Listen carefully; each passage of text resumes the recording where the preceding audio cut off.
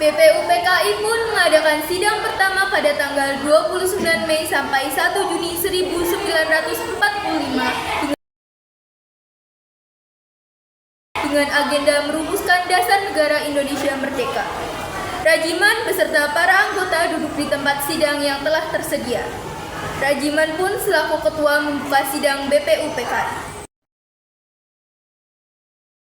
Assalamualaikum warahmatullahi wabarakatuh. Waalaikumsalam warahmatullahi wabarakatuh. Saudara-saudara sekalian, terima kasih sudah hadir di tempat ini. Saudara-saudara sekalian, kita berkumpul di gedung ini dalam rangka merumuskan sebuah landasan untuk mengokohkan negara yang akan kita bangun bersama. Untuk itu, marilah kita buka sidang pertama ini dengan membahas rumusan dasar negara.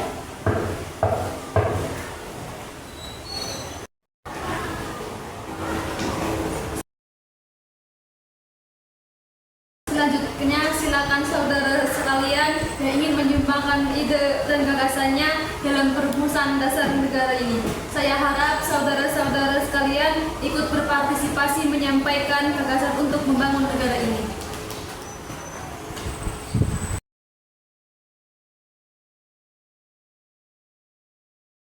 Saudara-saudara sekalian, saya ucapkan terima kasih telah memberikan kesempatan untuk menyampaikan pidato yang singkat ini. Saya ingin menyampaikan gagasan saya tentang dasar negara. Adapun rumusan dasar negara yang saya usulkan, yaitu 1. Peri kebangsaan, 2. Peri kemanusiaan, 3. Peri ketuhanan, 4. Peri kerakyatan, 5. Kesejahteraan rakyat. Mengapa saya mengatakan seperti ini? Itu karena fondasi dari dasar negara adalah bangsa, yang dimana bangsa kita ini peduli kepada sesama yang mencerminkan sikap kemanusiaan. Sikap bangsa kita pula memegang teguh toleransi dalam beragama, dan hal ini merupakan pencerminan dalam peri ketuhanan. Dan juga rakyat kita ini merupakan rakyat yang sesatu bersama, sehingga hal ini dapat mewujudkan kesejahteraan rakyat. Itulah usulan dari saya, mohon dipertimbangkan. Terima kasih. Selanjutnya, silakan kepada anggota yang lainnya untuk menyampaikan gagasannya.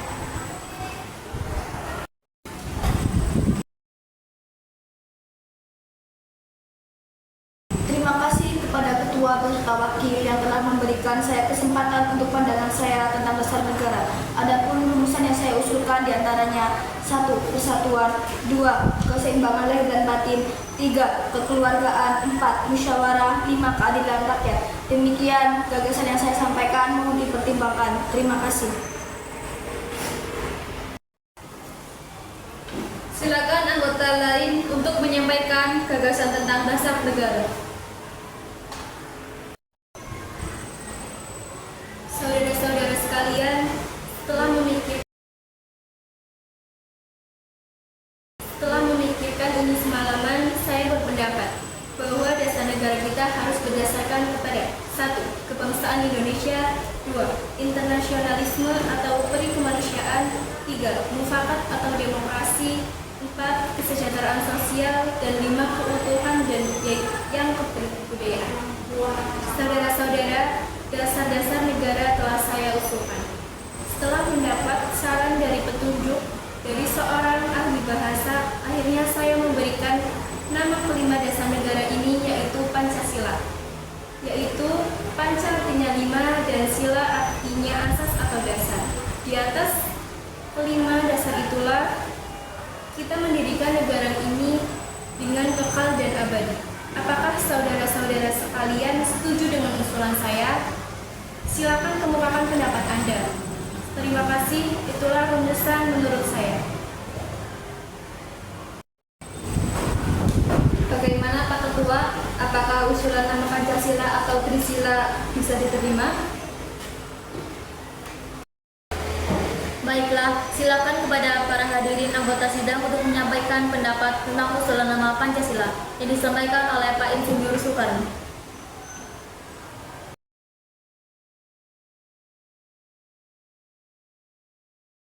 Saya selaku perwakilan dari para anggota sidang menyatakan setuju dengan nama Pancasila yang disampaikan oleh Pak Soekarno. Baiklah, ternyata para anggota sepakat untuk menyetujui pemberian nama dasar negara yang disampaikan oleh Pak Soekarno, yaitu Pancasila.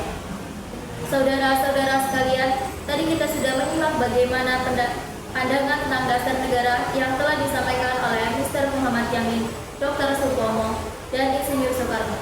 Nama dasar negara pun sudah kita sepakati, yaitu Pancasila.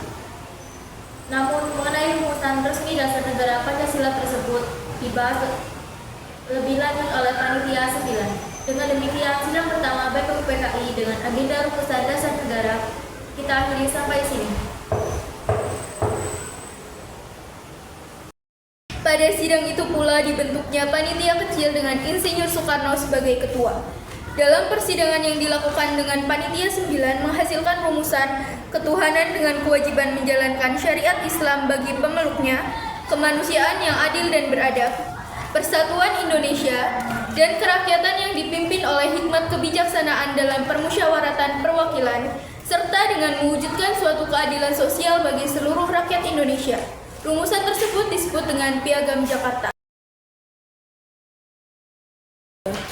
Setelah sidang pertama BPUPKI membahas dasar negara, kini dalam sidang kedua yang berlangsung pada 10-17 Juli 1945, para tokoh bangsa kembali duduk bersama. Tujuan mereka kali ini lebih besar, merumuskan Undang-Undang Dasar Negara Indonesia Merdeka. Inilah titik krusial dalam sejarah konstitusi bangsa.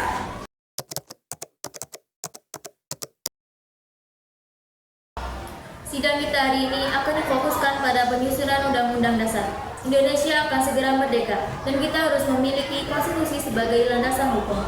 Saya minta panitia kecil yang sudah dibentuk menyampaikan hasil kerjanya. Saudara Soekarno, silakan.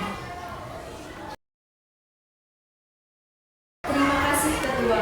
Panitia yang kami bentuk telah bekerja menyusun rencana Undang-Undang Dasar.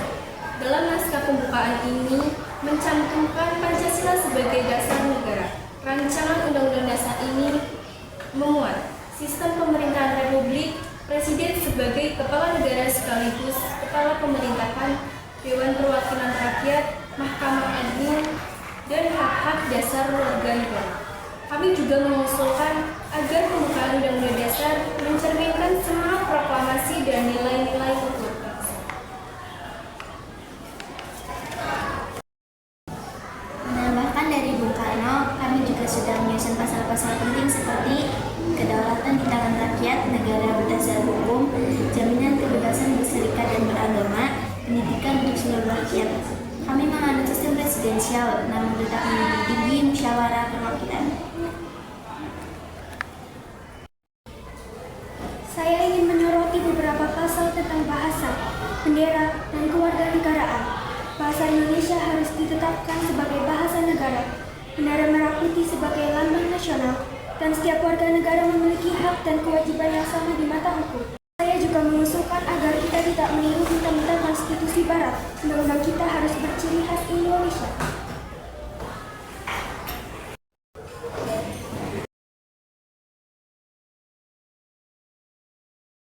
Terkait pasal tentang agama, saya ingin memberi catatan. Saya sepakat bahwa negara tidak boleh memaksakan satu agama tertentu.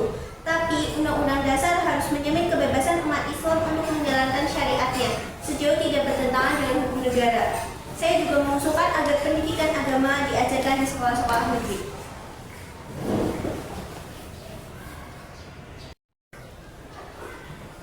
Sebagai wakil dari golongan Kristen, saya mengapresiasi usulan tersebut. Namun, saya mohon agar perumusan Undang-Undang Dasar tetap menjamin kebebasan beragama secara setara bagi semua pemeluk agama, baik mayoritas maupun minoritas. Pasal-pasal tentang agama harus ditulis secara universal dan inklusif.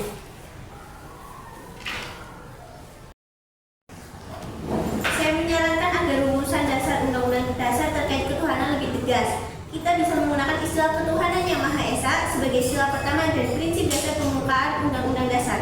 Selain itu, saya mendukung hukum dasar yang menjamin moral, etika, dan nilai spiritual dalam kehidupan bernegara. Setelah diskusi panjang dan perdebatan yang sehat, disepakati bahwa Undang-Undang Dasar Indonesia akan memiliki 1. Pembukaan yang berisi Pancasila dan semangat kemerdekaan. 2. Batang tubuh Undang-Undang Dasar yang terdiri dari 37 pasal, 4 aturan peralihan, dan 2 aturan tambahan. 3. Penjelasan Undang-Undang Dasar yang menjabarkan asas-asas dasar negara. Sidang yang terhormat, dengan semangat persatuan dan musyawarah, kita telah mencapai kata sepakat. Rancangan Undang-Undang Dasar ini akan dibawa ke sidang PPKI untuk disahkan bersama proklamasi. Semoga Tuhan Yang Maha Esa meridhoi langkah kita. Sidang saya tutup.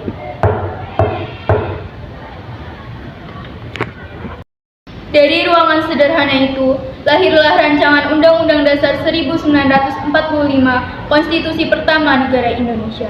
Dengan Pancasila sebagai jiwanya dan pasal-pasal yang menata kehidupan bangsa, Undang-Undang Dasar ini menjadi penuntun Indonesia menuju kemerdekaan dan masa depan.